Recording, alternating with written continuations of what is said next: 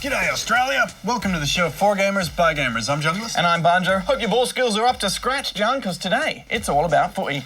That's right, we're taking a look at the latest FIFA 08. And I take on the Wallabies at their own game in our very first Raffle Cup of the season. Lux investigates online bullying and what, if anything, can be done to stop it. But first, can you guess the game for this week?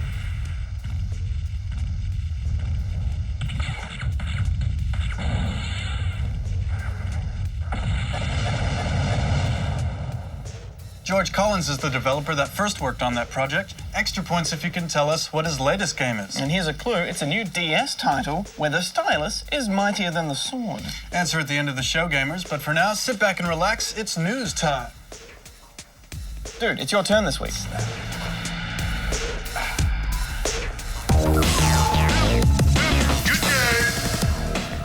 Japanese airline passengers will no longer be able to play wireless handheld video games whilst on board a flight.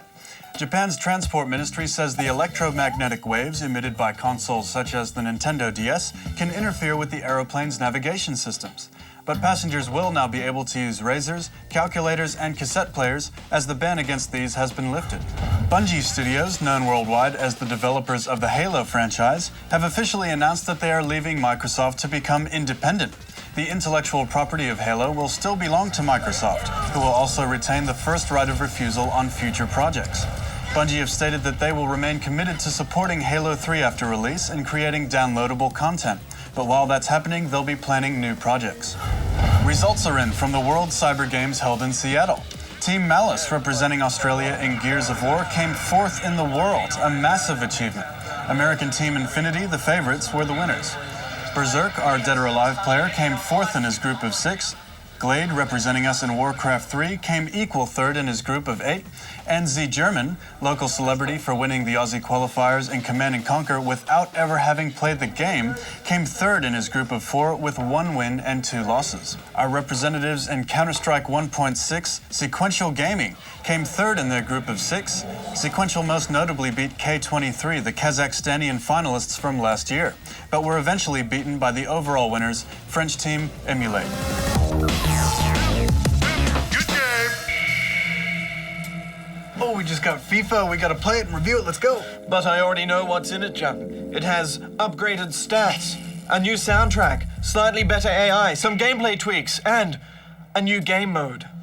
How could you possibly know that? Because, Jung, it's an EA sports game. Well, maybe you're right, but we still gotta play it. Let's do it.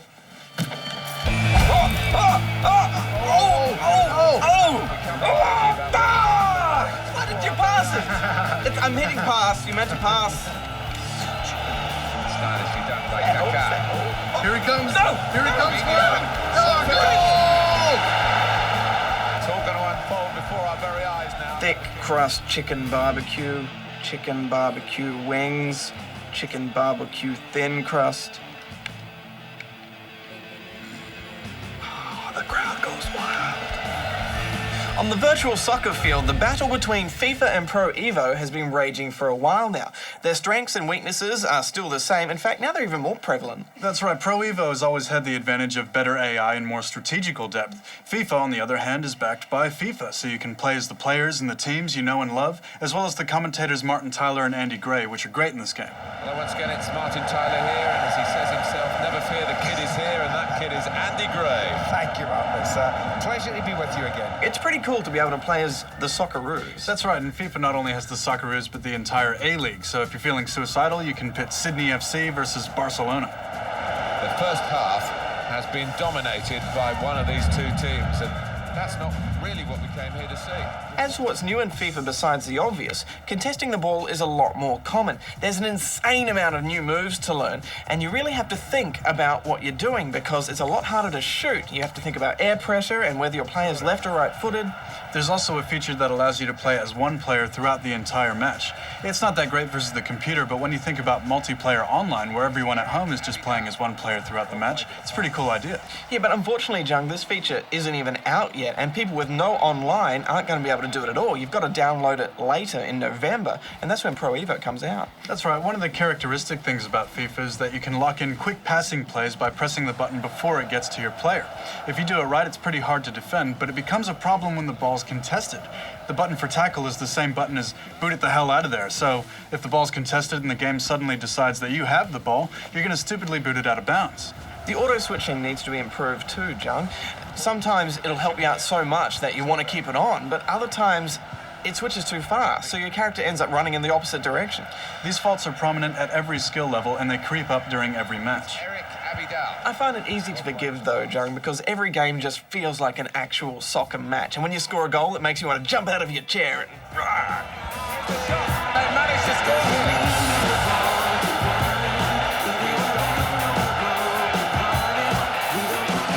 It's also interesting to note that in their usual ad space, they've only stuck EA Sports and Say No to Racism. Is it time for Endgame? I believe it is, John. Games like this are always better played with your mates. The AI can be pretty harsh at times. There's not much difference between easy and hard difficulty settings. So if you're not going to get online or you don't have anyone to play with, you might be feeling a little frustrated. I'm giving it 7 out of 10 Brazilian chickens. With the massive amount of moves and customization options available in this game, I was really disappointed to see no in-game tutorial or strategy tips. If you want to get better, you're going to have to resort to finding info online. It's good that they looked after their hardcore market, but I would have liked to see them take this opportunity to teach the casual player a little bit more about soccer. 7 out of 10 from me as well. Good game. Play of the week time, gamers. Here's your chance to show your gaming eliteness to the nation. We're looking for exceptional bits of gameplay action, along with you explaining why what you're doing is awesome gameage. And you can win this fabulous prize pack. Gain plus 10 charisma with your very own Good Game shirt. Rate your own games with this official Good Game rubber chicken. Taunt your friends with a noob cup. Enjoy this battery. It has been used in a Good Game controller. Battery may be flat. And this cracked CD case containing deleted scenes for a good reason. And last but not least, your very own piece of yellow fluff.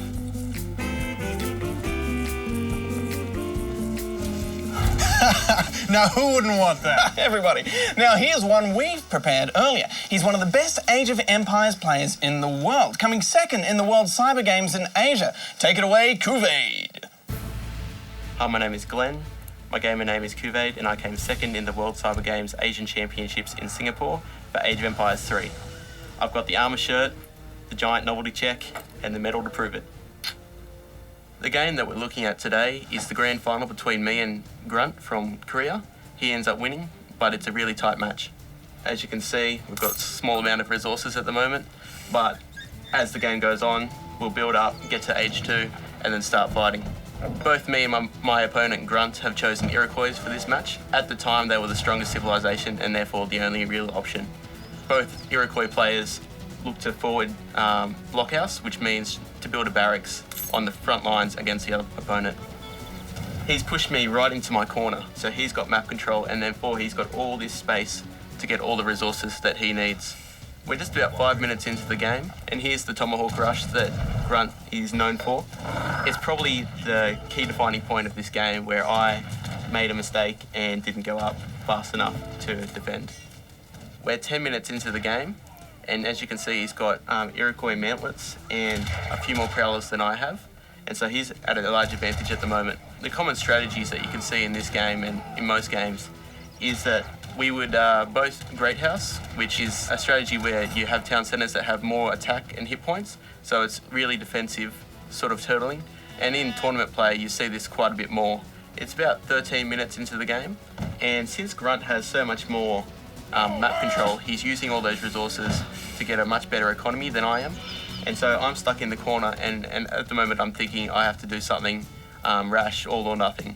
And so what I'm doing is I'm not booming, I'm just building as many military units as I can. The game finished up in about 20 minutes, and as you can see, he won because of his large amount of map control. I just couldn't boom as fast as he could, and as you can see, he has more resources to build more units because he has more economy. And so he runs into my base and takes out my town centre. It's a good game. If you've got a play of the week, visit our website to find out how to send it in. Coming up next, Lux looks at a problem that's on the rise: online bullying. Good game. You've probably heard of bullying at school or in the workplace environment, but increasingly it's becoming a problem online. It can take the form of a nasty email, a blog that bags someone out, deliberately excluding a player from game, verbal abuse, or just plain mean-spirited behaviour. There are mainly two types of bullying that occur in online games: bullying through instant messaging or through voice chat. Oh, they've got me again. In my game experience, playing Counter-Strike took the cake as far as bullying goes. I found that there was so much attention on me for being a girl, and when I was new, you know what I got called? Yep, I got called a noob. And that's fine and it's expected, but after a while it does wear you down, especially when everyone seems to be watching your gameplay.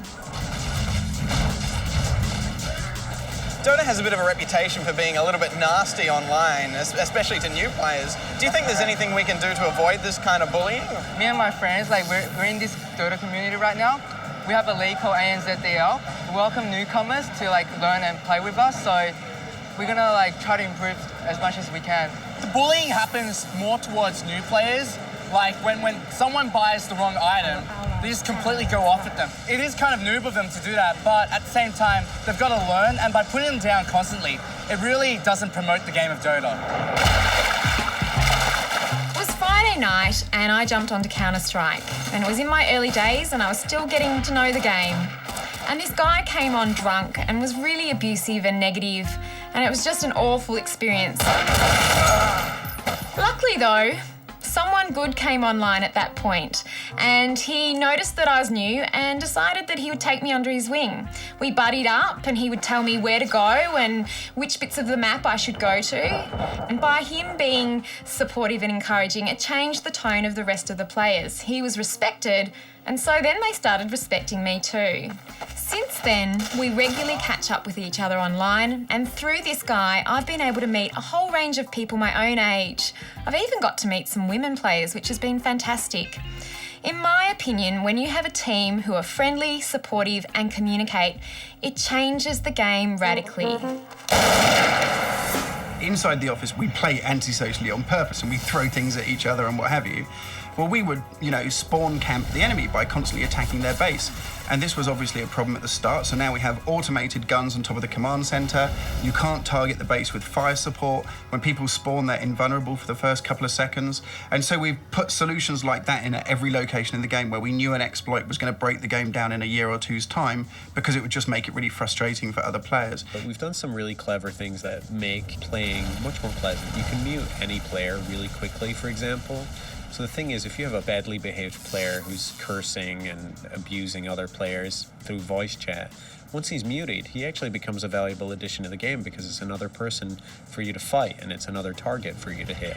I want to go in there and I want to cause a lot of trouble and ruin other people's experience is really kind of unappealing to us, that type of behavior. We definitely want to create a robust back end on the PC side that gives the server admin and the host a lot of power to be able to remove people who are just in there to team kill or are using cheats to actually to have an advantage or just to grief other players. So why do people behave badly online? Well, I guess for some people it's an opportunity to unleash. For others, there's a whole mixture of people that come together, and obviously there's going to be some personality clashes along the way.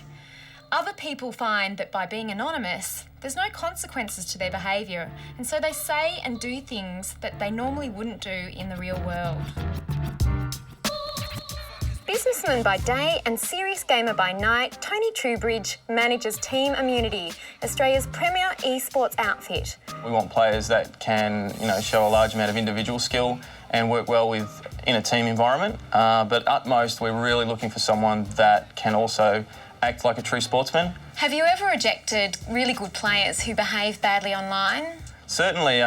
We have a number of players in the past. We've had really good talents or stars, I guess you could say. They're really great players, but at the end of the day, their behaviour and certain actions that they performed both online and on LAN just wasn't up to our standard. So unfortunately, we weren't able to recruit them.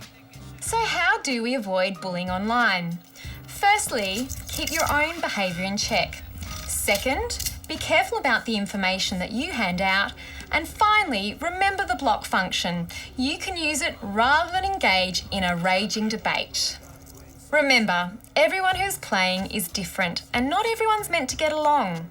So when you find some friends that play nice, click add.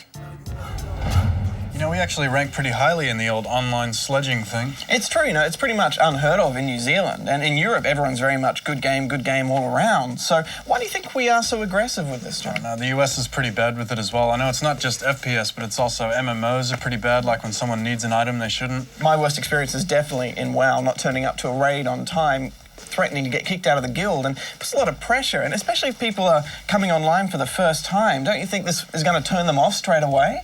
Maybe Quarter Circle A has some answers.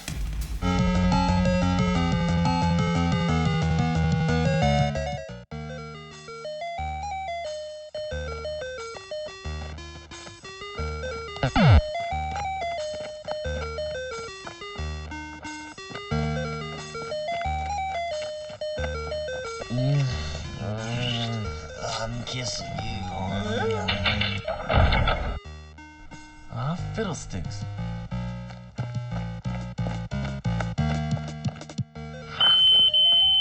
Good afternoon, ma'am. My name's Storekeeper. Welcome to Elven Blacksmithery. How can I help you? I'm a boy. Why do people keep mixing that up? I need a sword and a shield for my quest to save the land. Well, I'd love to help you, but, I'm afraid we're all out of swords. You're out of swords? Yeah. There's none at all. What about the one up on the wall? Oh, yeah. That.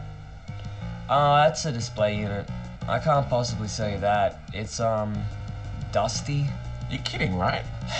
Sorry, man, but unless you pre-order your weaponry, I'm afraid you'll have to put down an order and wait until a new shipment comes in. Hi.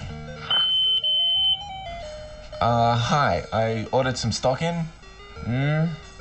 About 3 weeks ago, I ordered a sword and a shield. Oh, yeah. That.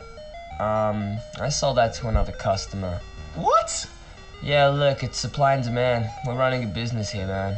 You just can't expect me to hold on to these things simply because you ordered them specifically several weeks ago. But that's how the order system works. Look, man, the best thing I can do is offer you a trade-in. If you want to trade in your clothes, 2 of those hearts, and 30 gold, I can give you this, stick that I found outside. You little... Fine.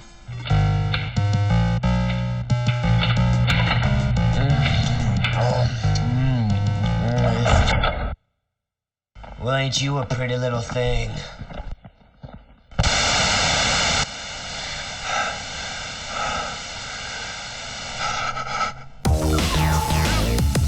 Good game. Raffle Cup time! Our first one for this season.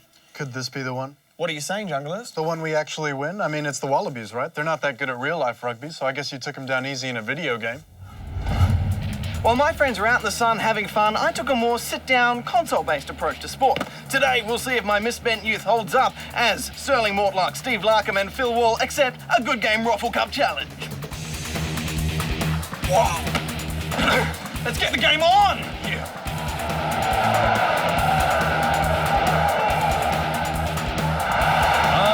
Fantastic running rugby. What a brilliant try. And we're just about ready for kickoff here, and the nominated team member is Steve. How you doing, Steve? Pretty good. How are you feeling? Yeah, very confident. Confident? Yeah. All right, I'm feeling a little bit intimidated myself, so I'm going to go for New Zealand, and you're going to go for Australia, I assume? Have to, yeah. All right, well, let's get this going, shall we? And where should we play? Okay, we'll go Brisbane. All right. Do the stadiums look much like they actually do in real life? Yeah, they're actually very good. And now, as always before All Black matches, the haka. Is this helping? Is this making you a bit afraid? Okay, cool. And the match begins. You got the kickoff, my friend. Oh, he's up. Come on, Giddy, get up. Oh. Yeah. Oh! I've lost the thread. Yeah, that's all. I lose possession. I've lost possession of the ball here. Going for the hard tackle. Go. Get him! Come on, Giddy, go.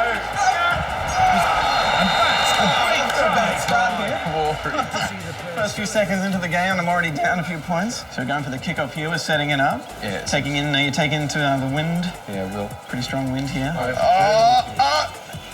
No. He failed to capitalise on that opportunity. So when you're playing this, do you find a lot of the things going through your head that you would normally have go through your head on the actual field when you're out there? Yeah, pretty much. Pretty much, same sort of strats? It's realistic, yeah. Okay, here we go. Yes, This is stressful. And the replay tells no lies. There's a little bit of aggro out there.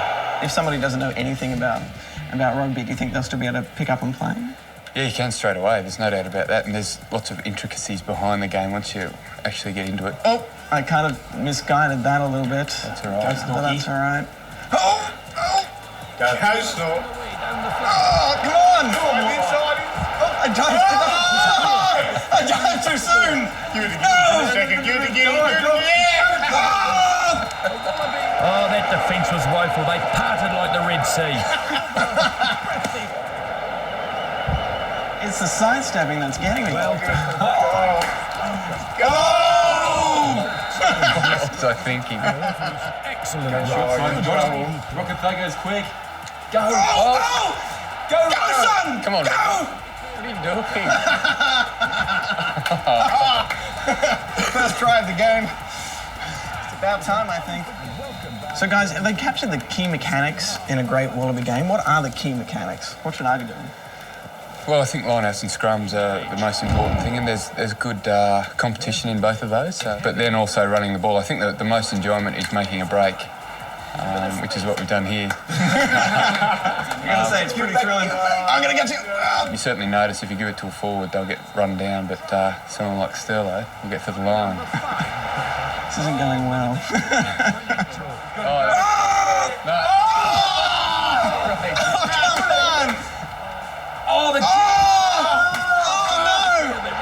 That was fantastic running rugby. What a brilliant try. So this is the Raffle Cup at stake. Somehow I need to get about 40 points very fast.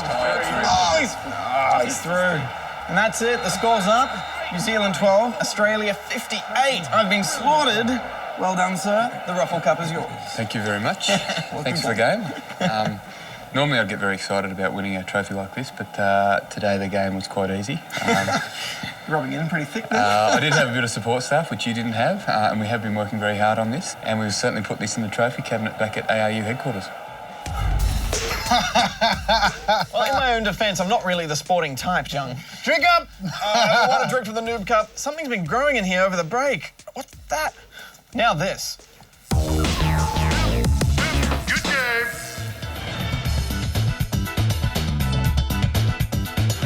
In 1995, Sega Rally was the only arcade racing game you could play. It set a standard for rally races, sporting multiple track surfaces that directly impacted driving physics. But most of all, it showed how much fun it was to drift, and drift again. Now, Jung, some people would say it was pointless owning a Sega Saturn without Sega Rally. Others say it would be pointless anyway. But the fact remains, it's a game that holds true in many arcade junkies' hearts. 12 years later, and Sega Rally power slides its way onto next gen, sporting new tracks, new cars, some pretty slick graphics, and more importantly, lots of corners. If you're not into rally games, this still might be worth checking out. It's more of a hybrid between, say, Ridge Racer and Colin McRae Dirt. Even the font is the same as the original. You know, this game just drips arcade and it screams to have a racing wheel attached to it. Even the navigator sounds the same and it just feels like Sega Rally. Long, medium left. Caution. Hairpin right. Medium right. Maybe. Although the navigator still sounds like he's talking through an empty toilet roll. Long, medium left. That's true. I gotta say, Jung, everything from the terrain to the camera distance just feels spot on. Dirt feels like dirt, snow feels like snow, and getting the drift right in a game like this is so important. And even though the technical aspect of rally racing is completely ignored here, you don't care because it's just so much fun sliding around this much. Drool-worthy reflections are everywhere, on the top of cars and in big mud puddles, even when the tires push aside the snow. In fact, everything just looks very, very pretty. The way that dirt and mud clings to the back of your car and then gets washed off when you go through water is great. But there is a lot of slowdown when there's dust effects. Yeah, I really noticed the 360 struggling with those effects there. The upside is the track deformation is awesome. The indents that you make on one lap affect your next lap. And when you push the gravel away, that area is actually faster to go through, but more difficult to navigate. The controller rumbles a lot when you go over these bumps, and that's pretty neat. And some of those muddy corners can get very, very messy. The only downside to this track deformation is that the tyre marks appear to pop as you drive along, ruining the illusion. However, it's still the best deformation we've seen to date. You can go online with the game, but split screen is vertical for some reason. Yeah, it seems like a strange choice by the makers of this. It's okay if you go in the furthest camera angle, but you can't really see where you need to pull out of the drift. It's a bit frustrating. Yeah, it is. Final thoughts? Honestly, the game had quite a few niggly flaws, and it did kind of bug me that as you're driving towards animals and humans at breakneck speed with only a thin fence to separate you and them and certain death, they seem completely calm and nonplussed about it. But besides that, my nostalgia bug really kicked in. I'm giving it 8 out of 10 rubber rally chickens. Sega Rally needs more tracks, and I know it's trying to be a more arcadey game, but they could have done with a bit more car customization as well. After having played Dirt and then playing this, I still prefer Dirt, but I'm going to give this one 7 out of 10 rubber chickens. Good game. So did you guess the game for this week, gamer? It was MechWarrior 2, released 12 years ago. It was set in the 31st century and was more of a combat sim than anything else. Had a memorable soundtrack, and it was one of the first games to use TCP/IP, so people could play over the internet in real time. And in answer to our question, George Collins' latest game is Drawn to Light. Well, time for us to go, Junkie Pooskies. But first, thank you to everyone who entered our forum Tiger Game competition. The winner is Krenich. The ultimate in avatar naming technology is on its way to you, Krenich, for your true depiction of what a Tiger Game might actually look like. Next week, we'll be opening up the Orange Box and checking out Half-Life 2 Episode 2, as well as the much-talked-about Team Fortress 2. And we'll be looking at games that are used for more than just entertainment. And in the next evolution of a genre, we'll be tracking the progress of real-time strategy games. We're looking forward to seeing your plays of the week, and if you've got anything you'd like to tell us about gaming, life, the universe, thanks for all the fish, jump by our forums and drop us a line. Until next week, gamers, Bajo out. Junglist out.